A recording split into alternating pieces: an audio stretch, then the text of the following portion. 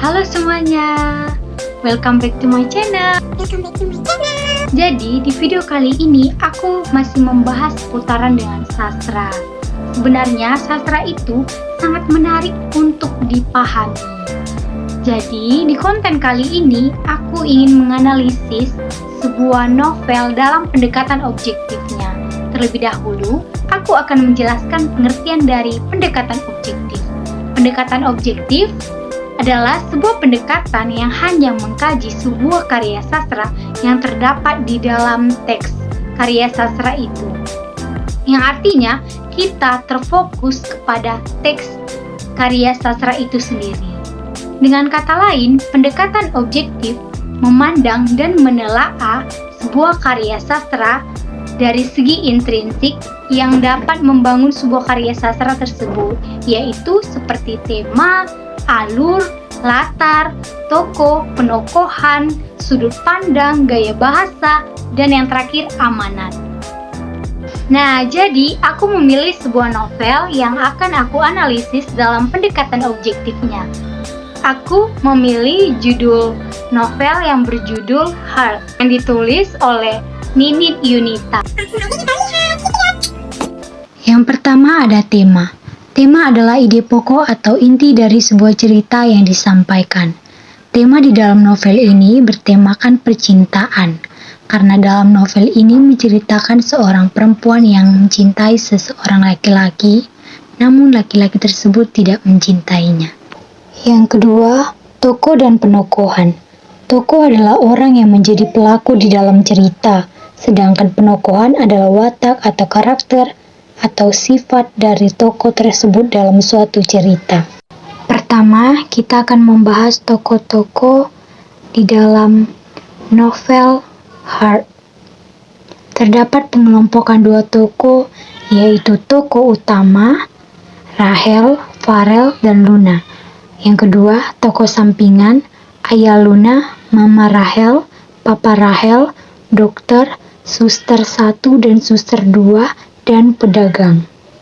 Kemudian yang kedua, kita akan membahas perwatakan masing-masing tokoh dalam cerita. Pertama, terdapat tokoh Rachel. Tokoh ini memiliki watak pemberani. Hal itu terbukti dari kutipan yang menunjukkan bahwa sifat Rachel adalah seorang yang pemberani. Nyari-nyari gue ya?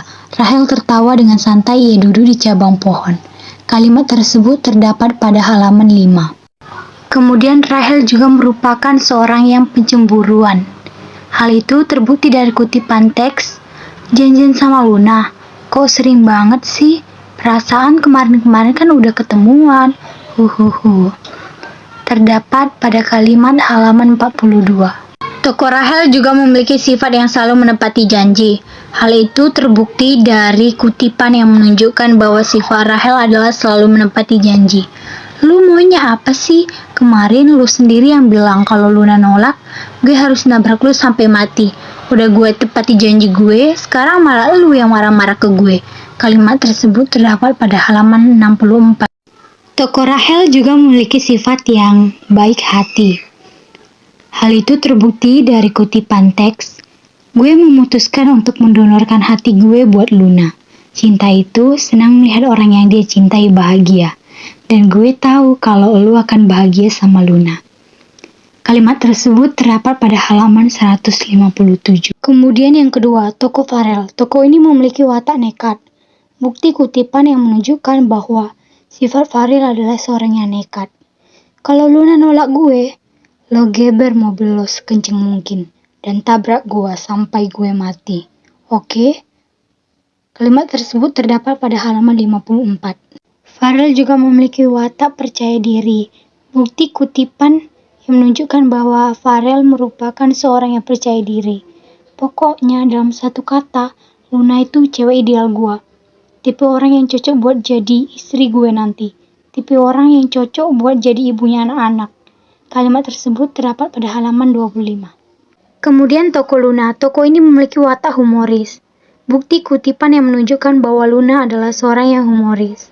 Rumahku dekat kuburan, rumahku jauh kata orang, tempat jalan buang anak, hahaha.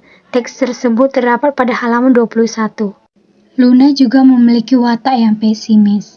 Bukti kutipan yang menunjukkan bahwa Luna merupakan seorang yang pesimis. Aku nggak punya harapan lagi untuk disembuhkan.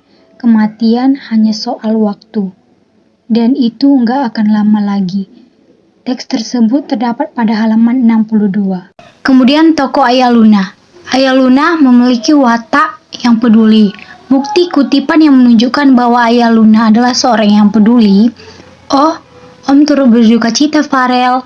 Teks tersebut terdapat pada halaman 149. Setelah itu, tokoh Mama Rahel. Tokoh ini memiliki watak berlapang dada. Bukti kutipan yang menunjukkan bahwa Mama Rahel memiliki sifat berlapang dada. Kematian memang selalu datang tanpa pernah kita duga. Semua itu rahasia Tuhan. Teks tersebut terdapat pada halaman 151.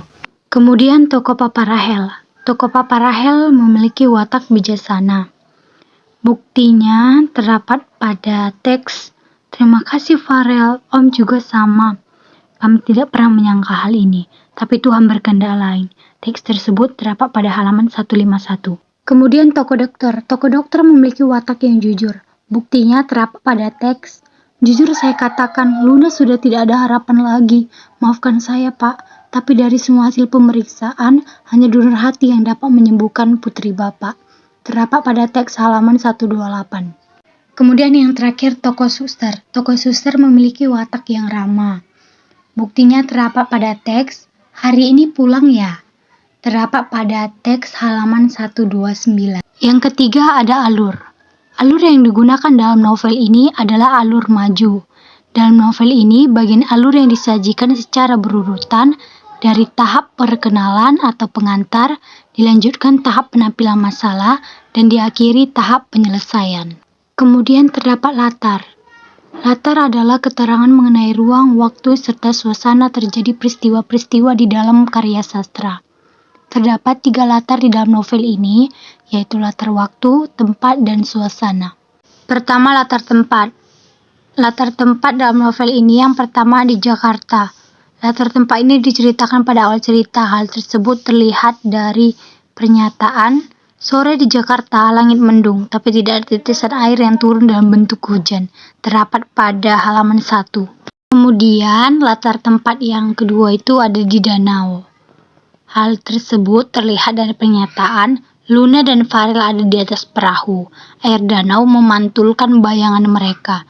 Terdapat pada halaman 38. Kemudian lapangan basket. Lapangan basket adalah latar tempat yang paling banyak diceritakan dalam novel ini, seperti halnya pada pernyataan berikut. Di sore hari, terdapat Rahel dan Farel sedang bermain bola basket. Mereka saling berebutan memasuki bola ke dalam ring. Terdapat pada halaman 70. Kemudian, latar tempat berikutnya adalah rumah sakit. Buktinya terdapat pada pernyataan, "Di ruang unit gawat darurat sebuah rumah sakit di Jakarta, ada beberapa pasien yang datang, termasuk Luna. Ia terbaring lemah." Terdapat pada halaman 113. Latar tempat yang terakhir adalah makam. Salah satu latar yang mendekati dan bagian akhir pada cerita novel Heart. Terbukti dari pernyataan, Rahel dimakamkan sore ini. Dalam perjalanan menuju ke makam, sudah banyak mobil yang berderet menandakan banyak sekali yang menyaksikan pemakaman Rahel. Terdapat pada halaman 150. Yang kedua latar waktu. Yang pertama, di pagi hari. Berikut bukti pernyataannya. Pagi itu seorang suster membuka tirai kamar tempat Luna terbaring. Terdapat pada halaman 125. Kemudian yang terakhir di sore hari. Berikut bukti pernyataannya. Sore ini seperti biasa, Rahel dan Farel rutin bermain basket. Terdapat pada halaman 85. Yang ketiga, latar suasana. Yang pertama, sedih. Berikut bukti pernyataannya. Air mata kini membanjiri Luna. Farel lekas menggenggam erat tangan peri kecil itu. Ada perasaan yang ingin selalu melindungi. Ada sikap tulus yang selalu ingin membuat peri kecil itu tak bersedih. Terdapat pada halaman 62. Kemudian latar suasana kedua, kecewa. Berikut bukti pernyataannya. Sambil membungkus kado, Rahel memperhatikan Farel yang tadi ceria tersapu dengan kekecewaan yang sangat terlihat jelas. Terdapat pada halaman 68.